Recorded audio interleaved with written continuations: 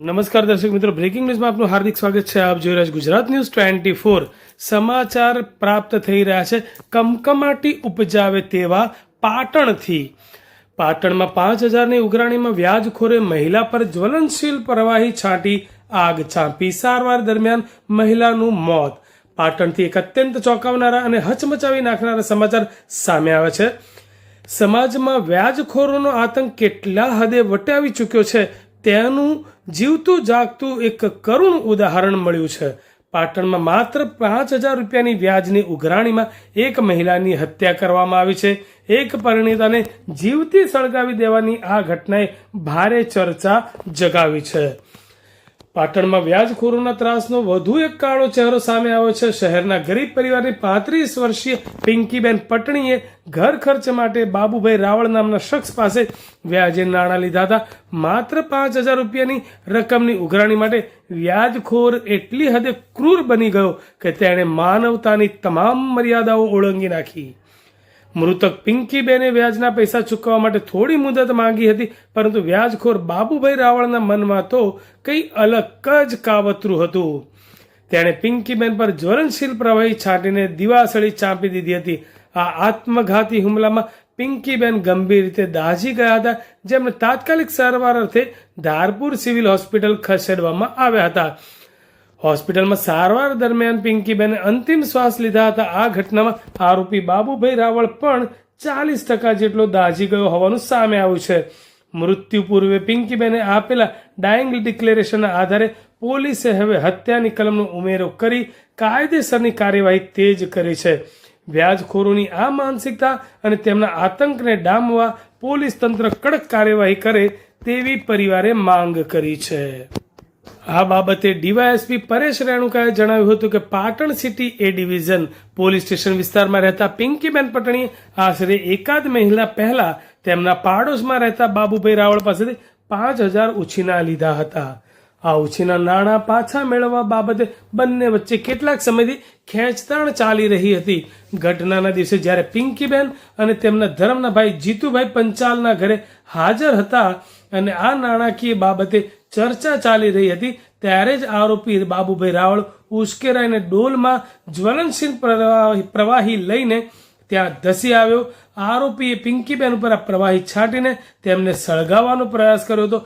આ ઝપાઝપી દરમિયાન જ્વલનશીલ પ્રવાહી બંને પર પડતા આરોપી બાબુભાઈ અને પિંકીબેન બંને ગંભીર રીતે દાઝી ગયા હતા. ધારપુર સિવિલ હોસ્પિટલમાંથી વર્દી મળતા જ પાટણ સિટી એ ડિવિઝન પોલીસની ટીમ તાત્કાલિક હોસ્પિટલ દોડી ગઈ હતી અને પિંકીબેનની ફરિયાદના આધારે ગુનો દાખલ કર્યો હતો. પિંકીબેનની હાલત અત્યંત નાજુક હોવાથી તેમને વધુ સારવાર અર્થે અમદાવાદ સિવિલ હોસ્પિટલ ખસેડવામાં આવ્યા હતા, જ્યાં ફરજ પરના તબીબોએ તેમને મૃત જાહેર કર્યા હતા. મહિલાને આ મોતના પગલે પોલીસે આ કેસમાં હત્યાની કલમનો ઉમેરો કરવા માટે કોર્ટમાં રિપોર્ટ રજૂ કર્યો છે. હાલમાં સમગ્ર ગુનાની તપાસ પાટણ સિટી એ ડિવિઝનના પોલીસ ઇન્સ્પેક્ટર કે.જે. ભોય ચલાવી રહ્યા છે. નામ છે મારું, મારી મમ્મીનું નામ પિંકીબેન છે. બાબાભાઈ જોડથી 5,000 રૂપિયા ઉછીના લીધેલા હતા. બાબાભાઈએ ફોન કરીને મારી મમ્મીના પૈસાના લેણદેણ માટે બહાર બોલાવી. મારી મમ્મીએ 2 દિવસનો વાયદો કર્યો. મારી મમ્મી જોડે કોશિશ નથી થતી. 2 દિવસનો વાયદો કર્યો. બાબાભાઈ માન્યા નહીં. બાબાભાઈની દાનત થોડી ખરાબ બતાવી. મારી મમ્મીએ ના પાડી. એટલે મારી મમ્મીના પર આવો જુલમ થયો. ચા લેવાના બહાને જઈને પેન્ટોની બાટલી લઈને મારી મમ્મીને બાબા જીતુભાઈને ઓસરી મેં મારી મમ્મીની આવી ઘટના ઘટી. જીતુભાઈ સામીન છે, અમે જીતુભાઈ વચ્ચે છે. જીતુભાઈ ને બાબાભાઈએ 2 ભેગા થઈને આ ઘટના ઘટી છે. આંખવારે બોલાવી કે બાર રોડ પર બોલાવી કે છાપરામાં બેસાડી એ અમને ખબર નહીં, પણ જીતુભાઈ ને બાબાભાઈ બંને જોડે છે. અને જીતુભાઈને ઘેર બોલાવી, છાપરે બોલાવી અને પિંકીબેનને બેસાડી કે પિંકીબેને એમ કીધું કે તારે ભાઈ મારી જોડે પૈસાની સગવડ નહીં, 2-4 દિવસ પછી હું તને પૈસાની સગવડ કરી હું તારા પૈસા આપી દઈશ. કે બાબાભાઈ એમ કીધું કે મારે તો હાલ પૈસા જોઈએ, પણ કે તારે પૈસા ના હાલવા હોય તો મને તું ગમે તેમ કરીને પૈસા આપી દે. તો બાબાભાઈએ દાનત બગાડી કે તારે પૈસા ના હાલવા હોય તો મને મારી કાર્યવાહી કરવા દે, તો સંબંધ બનાવવા દે મને તારી જોડે. તો પિંકીબેને ના પાડી કે પિંકીબેન કે મારે હું એવું કાંઈ ખોટા ધંધા કરતી નથી, હું મારી શાકભાજીની લારી ચલાવું કોઈની પાસે ઉસી પાસેના પૈસા લઉં હું પણ આપી દઉં પણ મેં તારી જોડે પૈસા લીધા છે 2-5 હજાર રૂપિયા હું તને આપી દઈશ હું કોઈ જોડે સંબંધ બાંધતી નથી. આવી નાખ્યા ત્યાં હાજરમાં જે મકાન છે જીતુભાઈનું, જીતુભાઈ 2026 નંબરથી ઓફેન્સ રજીસ્ટર કરવામાં આવ્યો હતો.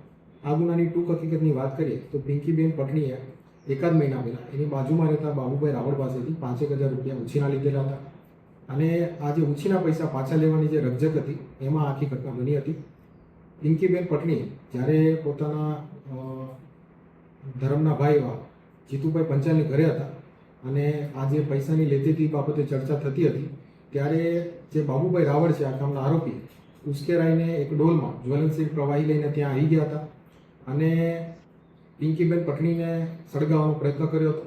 ત્યારે આ જે જ્વલનશીલ પ્રવાહી છે એ આરોપી અને ફરિયાદી બંને ઉપર પડતા બંને ગંભીર રીતે દાઝી ગયા હતા અને બંનેને વધુ સારવાર હેઠળ ખસેડવામાં આવેલા હતા. પિંકીબેન પટણીની હાલત નાજુક હોતા એમને વધુ સારવાર માટે અમદાવાદ સિવિલ હોસ્પિટલ ખાતે ખસેડવામાં આવેલા હતા.